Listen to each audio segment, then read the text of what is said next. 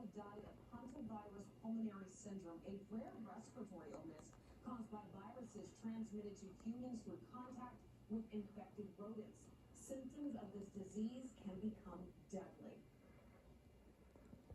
They can transition to that pulmonary phase where they have fluid in their lungs and around their lungs. And at that point, a person can die very quickly, within 24 to 48 hours, roughly speaking, without medical treatment.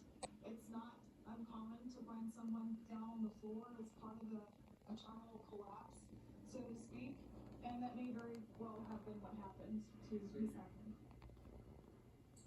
Authorities say there are only a few cases of this infection reported in New Mexico each year.